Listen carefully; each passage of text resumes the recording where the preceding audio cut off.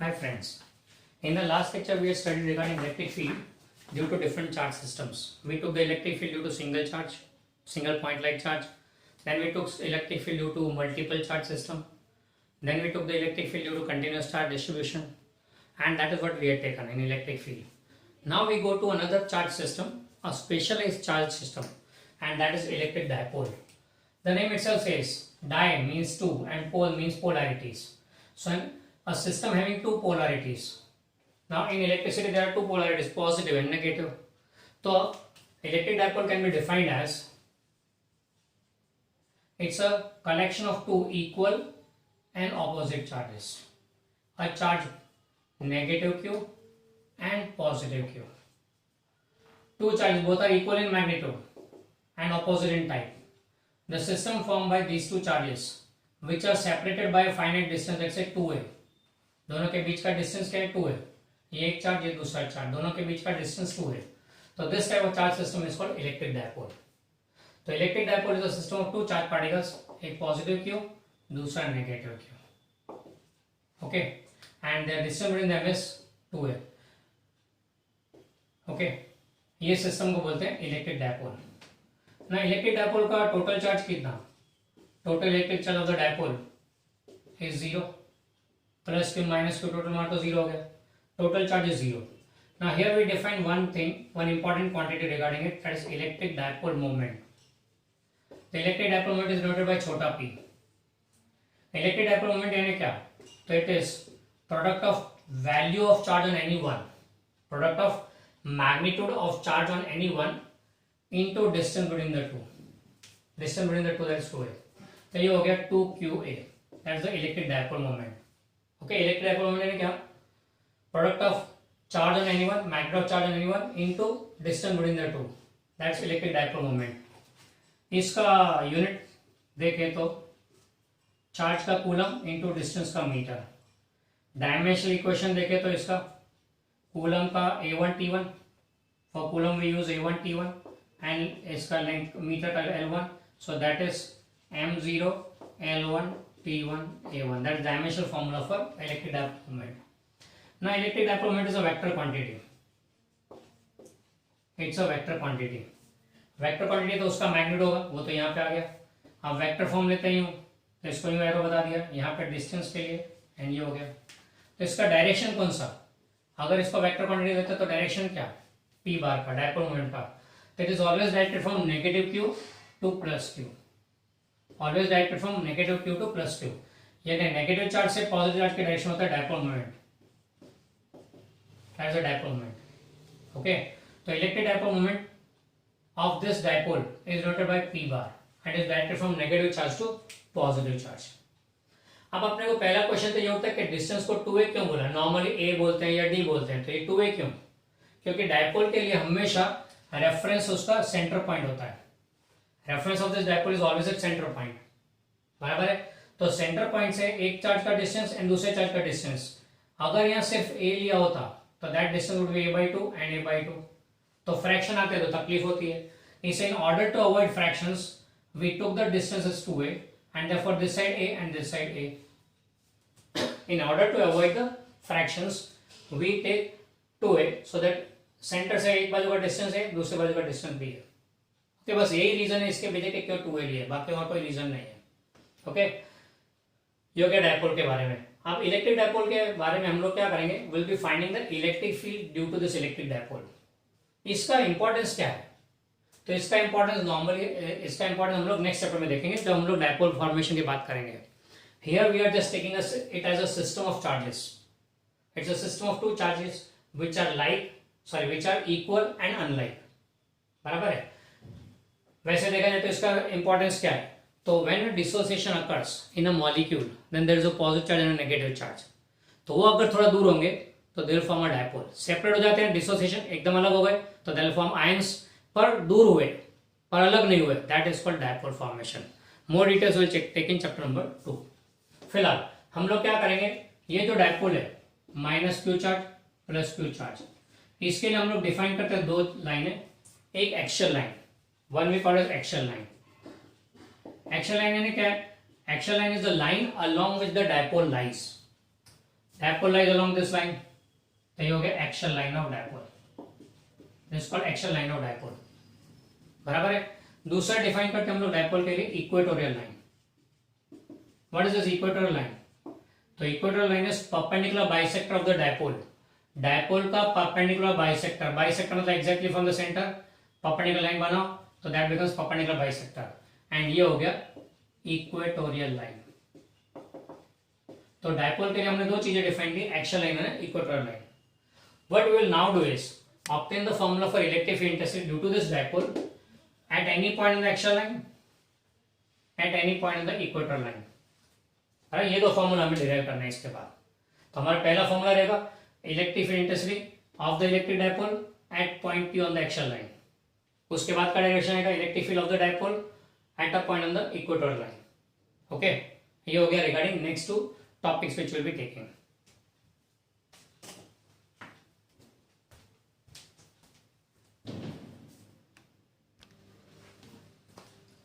So now let's obtain electric field intensity due to an electric dipole on axial line। तो suppose ये charge minus Q, ये charge plus Q, दोनों के बीच का distance 2a, ये reference point आ गया इनका centre, let's say O। On the axial line let's take a point P। Point P कहाँ पे? तो at a distance r from the centre, at a distance r from the center। okay, we take point P at a distance r from the center, बराबर है। अब total distance 2 है, यानी ये इसका डिस्टेंस नेगेटिव चार्ज का a हो गया एंड पॉजिटिव चार्ज का भी distance a from the center O। okay, now electric field intensity at point P will be due to this negative charge, will be due to this positive charge।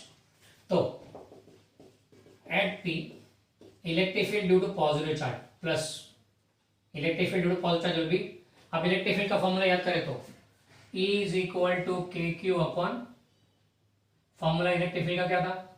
के Q upon R square for a point charge. Okay, and direction अगर positive charge है तो directed away, negative charge है तो directed towards. अब यहां पर positive charge है, डिस्टेंस कितना हुआ ये? तो टोटल आर में से ए कम, so distance here will be R minus A. Okay, तो फॉर्मूला क्या हो जाएगा? K into Q upon R minus A का square, electric field intensity at point P due to this positive charge. Okay, फिर at P electric field intensity due to negative charge will be minus, negative charge के कारण K into negative Q upon distance कितना हो गया अब यहां से P से इस पॉइंट का, नेगेटिव क्यू का, R प्लस ए, तो that will B r plus a का स्क्वायर, बराबर है। अब दोनों इलेक्ट्रिक फील्ड का डायरेक्शन कौन सा है? तो प्लस Q के लिए पॉजिटिव चार्ज के लिए डायरेक्टेड अवे, ये E पॉजिटिव हो गया डायरेक्शन, एंड नेगेटिव चार्ज के लिए डायरेक्टेड टुवर्ड्स, E नेगेटिव हो गया। दोनों का direction opposite to each other, इससे दोनों सब्ट्रैक्ट होंगे, बराबर है। तो that will be the resultant electric field, resultant electric field at point P क्या आएगा? E will be equal to E plus E negative, vector form में देखें तो, यानी कि this will be K Q upon R minus A का square plus K into negative Q upon R plus A का square, and ये minus sign से यहाँ माइनस आ जाएगा, so what you get is E is equal to K Q common 1 upon R minus A whole square minus 1 upon R plus A whole square, resultant electric field हो गया। This will be K Q बाहर है, नीचे लेते हैं LCM, R minus A R plus A, तो R square minus A square का whole square, ऊपर will be R plus A का square minus R minus A का square, this is K Q, and नीचे आ जाएगा R square minus A square का whole square, और ऊपर क्या आएगा? तो विल बी 4RA।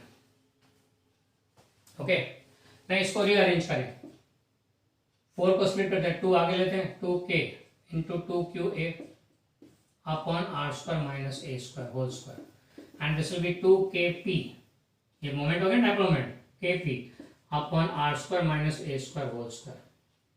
ये आ गया रिजल्टेंट इलेक्ट्रिक फील्ड इंटेंसिटी का formula at point P. So E is equal to kp upon r square minus a square whole square, ये मैग्नीट्यूड वाइज आ गया, and in vector form, vector form में देखें तो ई बार क्या होगा, will be kp upon r square minus a square whole square, ये magnitude, और डायरेक्शन कौन सा है इसका, इलेक्ट्रिक फील्ड का, रिजल्टेंट इलेक्ट्रिक फील्ड का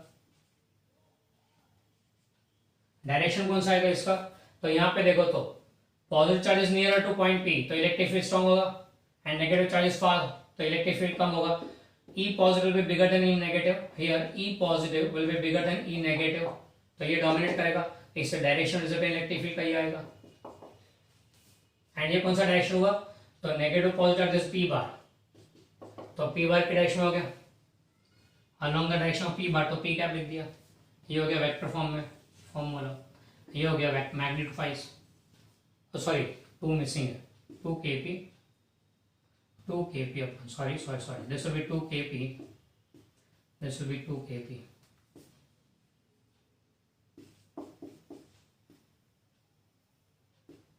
Okay, now इसमें एक स्पेशल केस लेते हैं हम लोग, क्या, point P is very far, यानी R is very much bigger then A, तो if R is very much bigger than A, ये कौन सा केस हो गया, point P is far away from center, from the dipole, यानी at large distance हुआ, या फिर अदर वे राउंड सोचो तो A is very small than R, A is very small, मतलब कि डायपोल इज वेरी स्मॉल, यानी कि डायपोल ये हो गया, एंड पॉइंट P यहाँ पे, यानी छोटा डायपोल हो गया ये, क्लियर.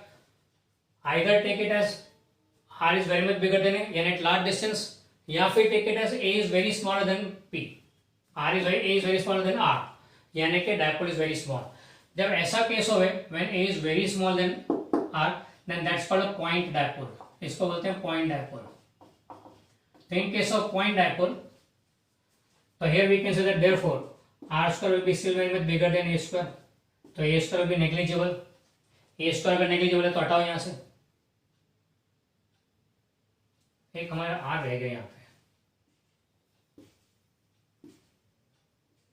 बराबर है, A स्क्वायर को हटाए यहाँ से, तो आर स्क्वायर का square and R S to 4 हुआ, उसमें से एक बार गया, तो E will be equal to 2kp upon R cube, ये लार्ज डिस्टेंस वाला फॉर्मूला.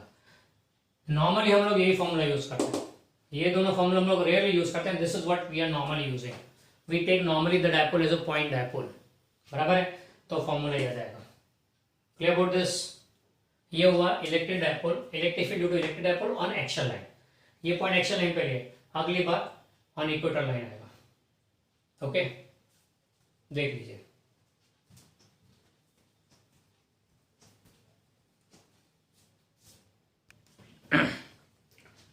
आगे हमने लिया electric field intensity due to electric dipole on axial line लिया था, अब इक्वेटर लाइन ले रहे हैं. एक्सियल लाइन पे हमें क्या मिला था वो नोट कर लेते हैं, फिर से एक बार याद कर लेते हैं. E on axial line is 2kpr upon r square minus a square whole square, and large distance के लिए E axial was 2kp upon r cube, ये हमने ऑब्टेन किया था. ये इसलिए लिखा हूं ताकि हम लोग कंपेयर कर सके इक्वेटर लाइन के साथ.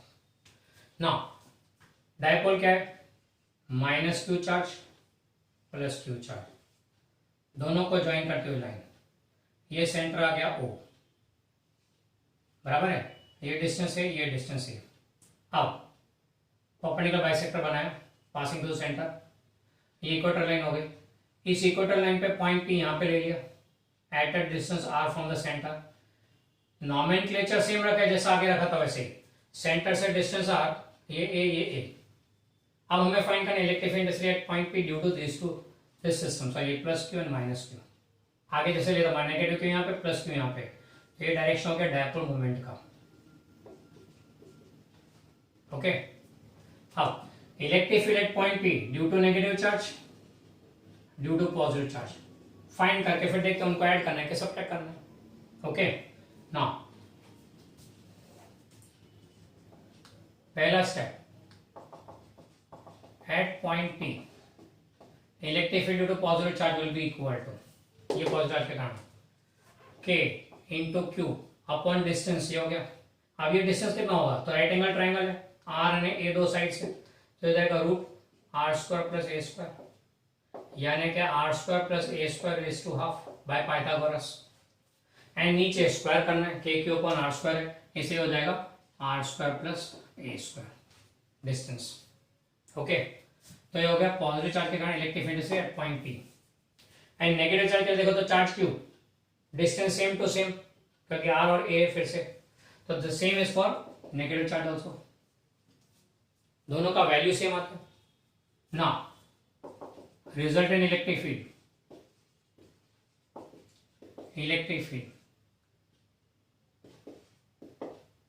एट P, उसकी बात करें तो अब पॉजिटिव चार्ज के कारण इलेक्ट्रिक फील्ड का डायरेक्शन कौन सा होगा, तो डायरेक्टेड अवे। अब मैं एक काम करता हूँ, ये टाइटल को थोड़ा हटा देता हूँ थोड़ी देर के लिए। हाँ, चलो यहाँ रख लिया। अब डायरेक्शन इलेक्ट्रिक फील्ड से ड्यू टू पॉजिटिव चार्ज, यूं आ गया E पॉजिटिव वेक्टर फॉर्म में, बराबर है, and that due to negative charge, तो नेगेटिव चार्ज के लिए टुवर्ड्स होगा E नेगेटिव। अब इनको ऐड करना हो तो ये तो डिफरेंट डायरेक्शन है, एक्चुअल लाइन के केस में दोनों अपोजिट डायरेक्शन थे इसलिए सब्ट्रैक्ट कर दिया, पर यहाँ तो दोनों डिफरेंट डायरेक्शन है, तो क्या करेंगे, वेक्टर फॉर्म। तो रिजल्ट है electric field E bar will be equal to E positive plus E negative, बराबर है। अब इसको अगर वेक्टर फॉर्म में लेना हो तो हम क्या करेंगे, will resolve it them into two components. E positive को रिजॉल्व करते हैं दो कंपोनेंट में, एक हॉरिजॉन्टल और दूसरा वर्टिकल। इस वेक्टर को रिजॉल्व किया दो कंपोनेंट में, एक हॉरिजॉन्टल है दूसरा vertical. If we tell this as angle theta, तो हो जाएगा E पॉजिटिव कॉस थीटा, और ये हो जाएगा E positive sine theta. Theta कौन सा, यही हो गया सेम, बराबर है। अब नेगेटिव की बात करें तो नेगेटिव के भी दो कंपोनेंट, एक horizontal component E negative cos theta और दूसरा vertical component E negative sine theta. Theta कहां पे, वही सेम, ये थीटा है तो यहाँ पे ये थीटा आ जाएगा, बराबर है।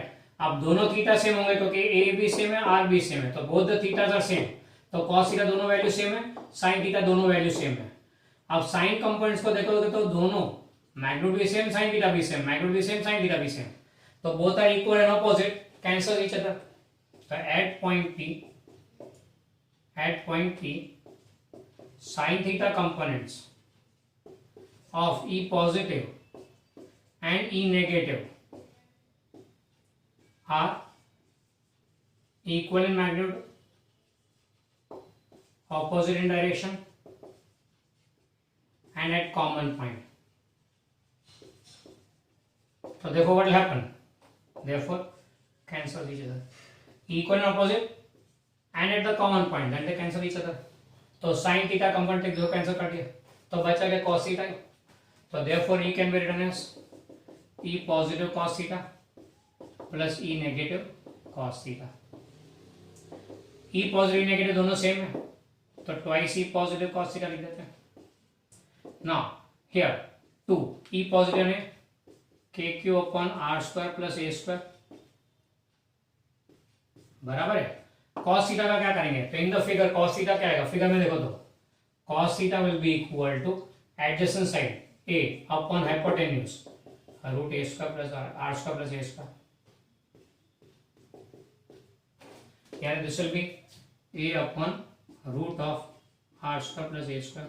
अब रूट यानी रेज टू हाफ प्लस 1 करो तो ये हो जाएगा 2kqa upon R square plus A square raise to, ये 1 है ये 1/2 है तो टोटल हो गया 3/2। अब इसमें 2qa पकड़ लो तो p हो गया, तो this will be equal to k into P upon R square plus A square raise to 3/2। देखो 2qa forms moment dipole moment, तो k into P R square plus A square raise to 3/2, ये हो गया E scalar form में। इन vector form इसको अगर vector form में देखें तो क्या आएगा, E bar equal to K P upon R square plus A square raise to 3/2 into direction कौन सा ये तो cos थीटा वाला लेफ्ट साइड, यानी पी बार से उल्टा डायरेक्शन, तो नेगेटिव पी कैप लिख देते हैं, डायरेक्शन में नेगेटिव पी कैप यानी यूनिट वेक्टर हो गया जो डायरेक्शन देता है, तो पी बार का डायरेक्शन ऑपोजिट डायरेक्शन में, बराबर है। तो ये हो गया, या फिर इसको लिख सकते हैं negative K P upon R square plus A square raise to 3/2 P cap. Okay, ये हो गया वेक्टर फॉर्म इसका, electric field intensity on the equator line due to dipole. Okay, फिर वही condition special case when R is very much bigger than A, यानी point dipole का case हो गया, तो उसमें फिर देखेंगे तो R square will be still very much bigger than A square, तो ए स्क्वायर भी नेग्लिजिबल, तो निग्लेक्ट कर लेते हैं इसको, तो क्या बचेगा आर स्क्वायर रेज टू 3/2 यानी आर क्यूब हो गया, तो E will be equal to K P upon R cube, direction opposite to P. Okay, तो ये हो गया रिगार्डिंग इक्वेटर लाइन। दोनों मैंने सामने क्यों रखा है, just in order to compare में कंपेरिजन में इजी पड़ता है। ये E equal to K P upon R square plus A square raise to 3/2 ये आया। सेकेंडली जो भी हमें देखना है मेन, तो हम ये फॉर्मूला यूज करते हैं, तो ये 2kp अपॉन आर क्यूब, ये kp अपॉन आर क्यूब, खास ध्यान रखें एक्शन लाइन पे 2kp upon R cube, equator line पे kp अपॉन आर क्यूब, इसको इक्वेटर लिखता हूँ याद, अभी याद है इसलिए। तो इक्वेटर लाइन पे जो इलेक्ट्रिक फील्ड मिलती है उससे डबल एक्शन लाइन पे मिलेगी। सेकेंडली डायरेक्शन एक्शन लाइन पे अलोंग पी बार, इसमें ऑपोजिट टू पी बार, इसमें direction opposite to P bar, ये दोनों में फर्क है। इक्वेटर लाइन पे पॉइंट, एक्शन लाइन पे सॉरी एक्शन लाइन पे पॉइंट, इक्वेटर लाइन पे पॉइंट, यहाँ पे जो उससे आधा इलेक्ट्रिक फील्ड यहाँ पे अन्य डायरेक्शन ऑपोजिट, इधर पी ये डायरेक्शन होता है बार, इधर उल्टा डायरेक्शन, पी बार के डायरेक्शन में होगा यहाँ पे, यहाँ पी बार से ऑपोजिट डायरेक्शन होगा, ये याद रखने का खास। ओके, ये हो गई electric field due to electric dipole, एक एक्शन लाइन पे दूसरा इक्वेटर लाइन पे। क्लियर, चलो देख लो इसको, फिर आगे चलते हैं।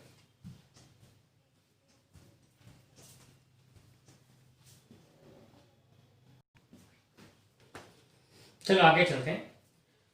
आप बोलोगे सर ये टॉपिक तो कुछ पहले जैसा ही है कि इलेक्ट्रिक डायपोल का यूनिफॉर्म इलेक्ट्रिक फील्ड, नहीं, क्वेश्चन ध्यान से पढ़ो, ये टाइटल पढ़ो, it's behaviour of electric dipole in uniform electric field, यानी कि किसी एक इलेक्ट्रिक डायपोल को यूनिफॉर्म इलेक्ट्रिक फील्ड में रखा हुआ है। तो आगे क्या किया था, इलेक्ट्रिक डायपोल की खुद की इलेक्ट्रिक फील्ड की बात चल रही थी, अब क्या है कि इलेक्ट्रिक डायपोल को किसी और इलेक्ट्रिक फील्ड में रखा है। ध्यान से समझो, पहले जो हमने दो डेरिवेशन लिए वो इलेक्ट्रिक डायपोल की खुद की electric field, the electric field generated due to electric dipole. Now we are studying is putting an electric dipole in uniform electric field. How will it behave? Confusion है थोड़ा, चलो एक example देके समझाता हूँ। मैं टीचर हूँ फिजिक्स का, मैं अपनी क्लास में पढ़ा रहा हूँ, तो right now I am having my own class and you are studying in it. मैं अपनी क्लास में पढ़ा रहा हूँ, आप पढ़ रहे हो, ये मेरी क्लास में मैं पढ़ा रहा हूँ, पर मुझे एज अ टीचर किसी और एक क्लास में बिठा दिया ट्रेनिंग के लिए, मुझे किसी क्लास में बैठा दिया ट्रेनिंग के लिए, कोई और वहां पे पढ़ा रहा है, मैं उसमें बैठा हूं, तो a teacher in a classroom studying, तो बिहेवियर कैसा होगा। नो डाउट ये तो बहुत कंट्रोवर्शियल टॉपिक है, किसी टीचर को किसी और की क्लासरूम में बिठा दे और ट्रेनिंग लेने को बोले, it's a highly controversial topic, let's not go into it, पर एक एग्जांपल था। आगे जो ले वो इलेक्ट्रिक डायपोल की खुद की इलेक्ट्रिक फील्ड, यानी टीचर की अपनी क्लास, उसमें टीचर कैसा क्लास को पढ़ा रहा है वो देखते हैं, electric field of the given electric dipole. अब जो पढ़ रहे हैं वो putting electric dipole in some electric field, किसी एक इलेक्ट्रिक फील्ड में डायपोल को रख दो, यानी टीचर को किसी क्लासरूम में बिठा दो पढ़ने के लिए, ये सिस्टम है। चल देखते हैं यहाँ पे, पहली बात तो यूनिफॉर्म इलेक्ट्रिक फील्ड यानी क्या, such an electric field in which intensity is same at every point, ऐसी इलेक्ट्रिक फील्ड जिसमें इंटेंसिटी हर जगह पे सेम हो, that's called uniform electric field. ऐसी यूनिफॉर्म इलेक्ट्रिक फील्ड को we show by mutually parallel equidistant lines, we show it by mutually parallel equidistant lines। ये हो गया uniform electric field of intensity E bar. Uniform electric field में हर एक point पे electric field intensity same रहती है, किसी भी पॉइंट पे देखो इलेक्ट्रिक फील्ड इंटेंसिटी सेम है। अब ऐसे इलेक्ट्रिक फील्ड में डायपोल को रखा है, यहाँ माइनस क्यू चार्ज एंड यहाँ प्लस क्यू चार्ज, ये हमारा डायपोल यहाँ पे है, line joining the dipole distance to A and ये उसका रेफरेंस पॉइंट ओ। ओके, ये डायपोल रख दिया। हाँ, इलेक्ट्रिक फील्ड में कोई भी चार्ज पार्टिकल को रखो तो फोर्स एक्स, याद है क्या था, तो इलेक्ट्रिक फील्ड का definition was force acting point charge, तो force is equal to Q into sorry therefore force is equal to q into E। ये मैंने उस टाइम पे बताया था, it's a very important formula, तो यहाँ पे वही ले रहे हैं। कोई एक चार्ज को किसी इलेक्ट्रिक फील्ड में रखो तो कितना फोर्स लगेगा, उसका फॉर्मूला q इंटू ई। तो इलेक्ट्रिक फोर्स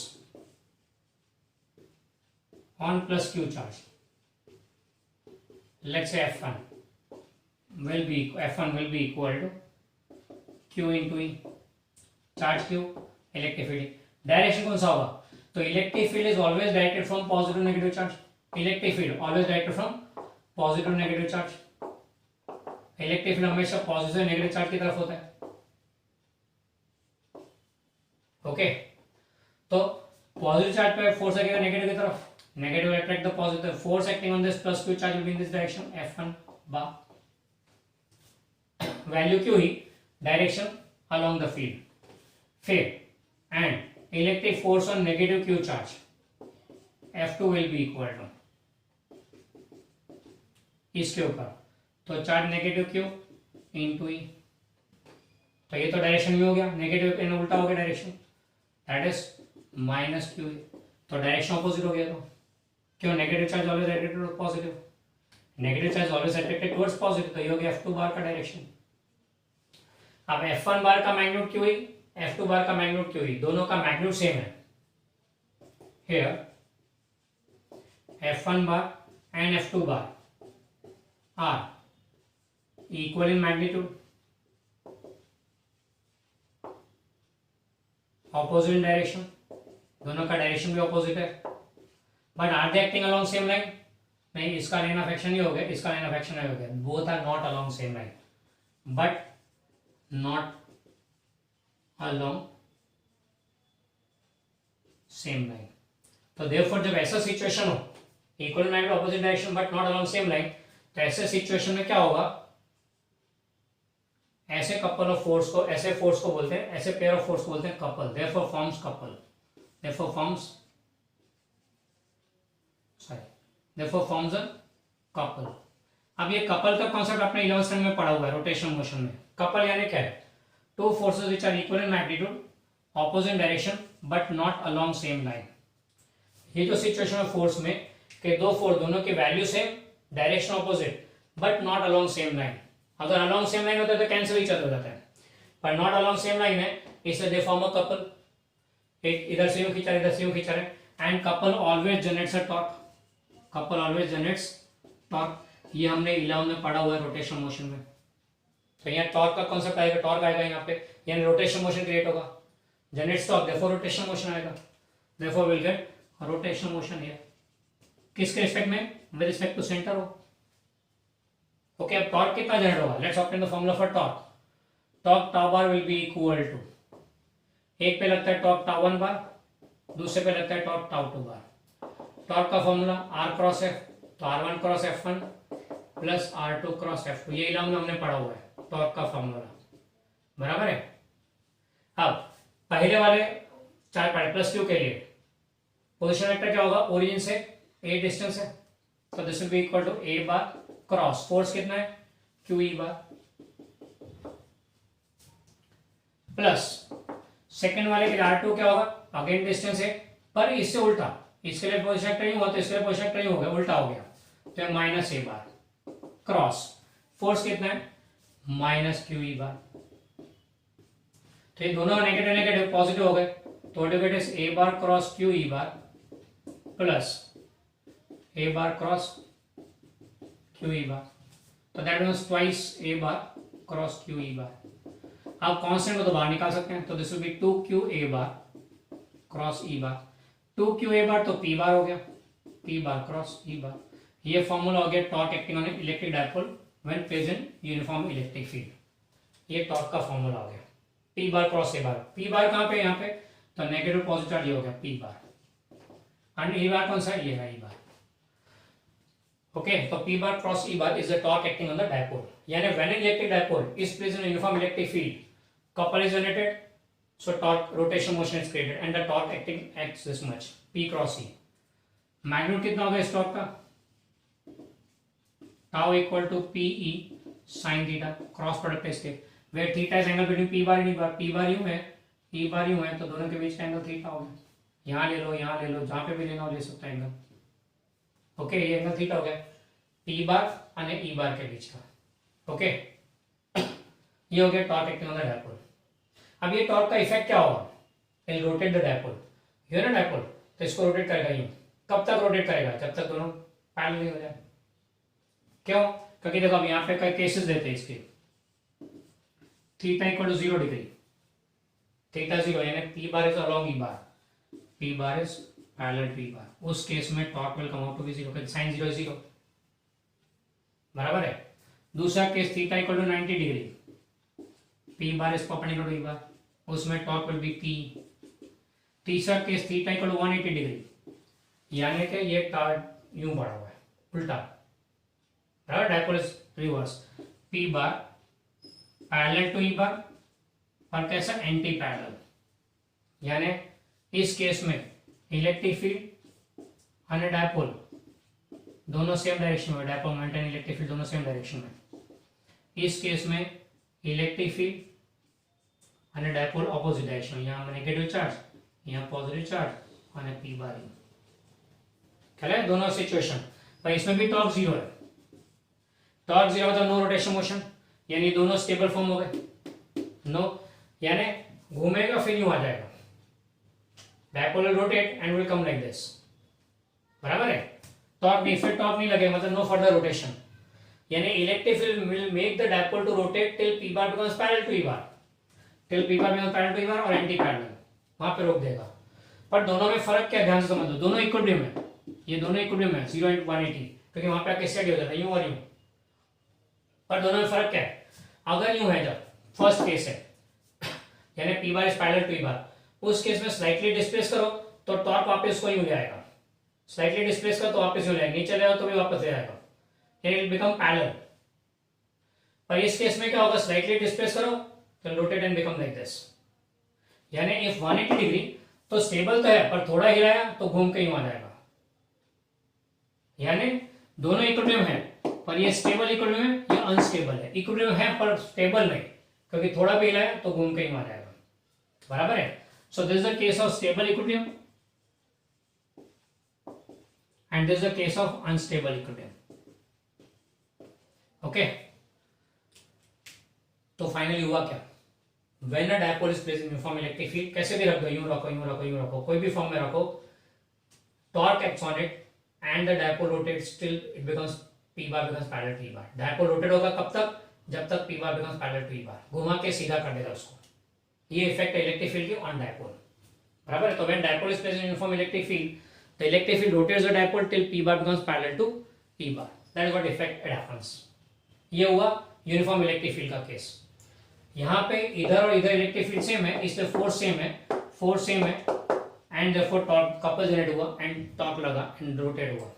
पर अगर मान लो ये नॉन यूनिफॉर्म इलेक्ट्रिक फील्ड होता, अगर ये नॉन यूनिफॉर्म इलेक्ट्रिक फील्ड होता तो व्हाट वुड हैपन, यहाँ पे और यहाँ पे इलेक्ट्रिक फील्ड सेम नहीं होती, तो F1 एंड F2 में E यानी E सेम नहीं होता। यहाँ पे सपोज E1 आता तो यहाँ E2 आता, दोनों अलग होते। अब दोनों अलग होते तो सिचुएशन क्या होता, कंडीशन मीट नहीं होता, तो कपल नहीं बनता, तो रोटेशन मोशन नहीं आएगा प्योरली, तो not be purely rotation motion, in that case not be purely rotation motion.